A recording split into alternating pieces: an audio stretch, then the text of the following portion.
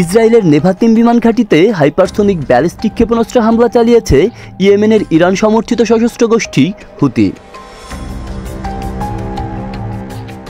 হুতি গোষ্ঠীর দাবি, তাদের নিক্ষেপ করা প্যালেস্টাইন 2 হাইপারসোনিক ব্যালিস্টিক ক্ষেপণাস্ত্রটি সফলভাবে লক্ষ্যবস্তুতে আঘাত হেনেছে। ইসরায়েলের প্রতিরক্ষা ব্যবস্থা এটি প্রতিহত করতে ব্যর্থ হয়েছে বলে দাবি করেন তারা।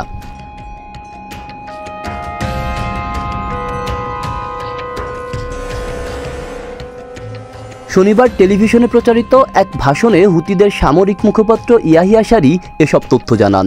তিনি বলেন, এই হামলা গাজা উপত্যকায় ইসরায়েলি আগ্রাসনের বিরুদ্ধে ফিলিস্তিনি জনগণের প্রতি সংহতির প্রকাশ। তিনি আরও উল্লেখ করেন, ভবিষ্যতেও ইসরায়েলের বিরুদ্ধে তাদের হামলা অব্যাহত থাকবে। তবে ইসরায়েলি সেনাবাহিনী এ হামলার দাবি প্রত্যাখ্যান করেছে। তারা জানিয়েছে, ইয়েমেন থেকে ছোড়া একটি ক্ষেপণাস্ত্র ইসরায়েলের আকাশসীমায় ঢোকার আগেই ভূপতিত করা হয়েছে।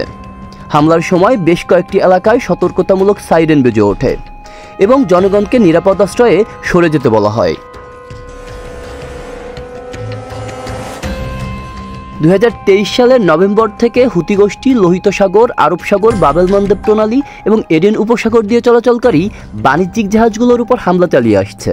বিশেষ করে ইসরায়েলমুখী এবং ইসরায়েলি মালিকানাধীন জাহাজগুলো তাদের টার্গেটে পরিণত হয়েছে।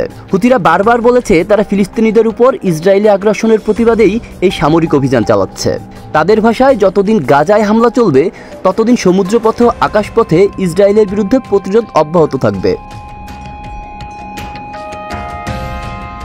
উল্লেখ্য, 2023 সালের অক্টোবরে গাজা উপত্যকায় ইসরায়েলের সামরিক অভিযান শুরুর পর থেকে এখন পর্যন্ত 51,000-এরও বেশি ফিলিস্তিনি নিহত হয়েছেন।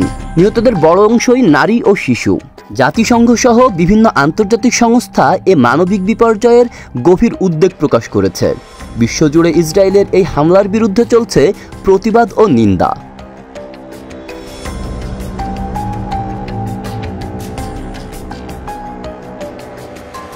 এমন এক পরিস্থিতিতে ইয়েমেনের হুতি গোষ্ঠীর এই সামরিক পদক্ষেপ মধ্যপ্রাচ্যের চলমান উত্তেজনাকে আরও তীব্র করে তুলবে বলে মনে করছেন বিশ্লেষকরা। আব্দুল্লাহ রাফসান জনি, ঢাকা প্রকাশ।